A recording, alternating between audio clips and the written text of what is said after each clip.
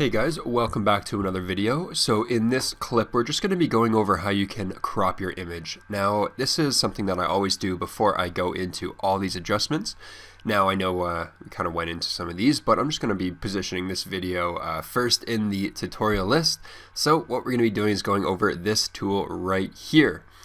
So it looks like a little rectangle with the three lines here. So we're just going to be clicking on that.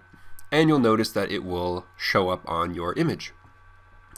So under aspect, this is where we have our preset aspects, or we can enter custom. Now, if you're doing this for Instagram, then you're going to just be cropping it for 4:5, and probably something like this looks good. Now, keep in mind when you're cropping for Instagram, you want to just kind of keep in mind an imaginary square, because you're going to be like once it's actually uploaded to Instagram and it appears on your grid, Instagram's just going to crop this part, the square part, and that's going to be seen in your grid.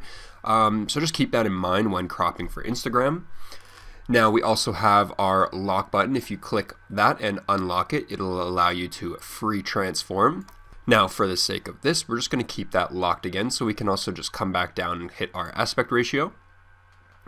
Now you can also crop it 16:9, so your standard 1920 by 1080. And if you want it to go sideways, unfortunately there's no button to actually just rotate the actual crop. You got to do a little jiggle. So you got to like grab the top corner and just do a little jiggle, and it will actually crop it sideways for you, just like so. And you can move it into place and go from there.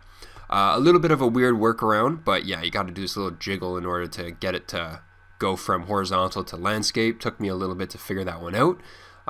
So that is pretty much essentially it for cropping. You've also got your angle tool where you can, it just does exactly that. Or you can, if you hover over on the outside here, it'll allow you to manually adjust the angle itself. And you have your constraint to image, but I never have that checked. So don't worry too much about that one. The main thing you're going to want to worry about is your aspect ratio and your direction of your crop. So keep that in mind. But that's essentially it for this. Just a quick tutorial on how to crop your image, and I will catch you guys in the next one. Oh, really quickly, when you're done, just hit enter and it will crop it for you. And if you want to readjust, just go back into your crop tool and it will allow you to readjust your crop.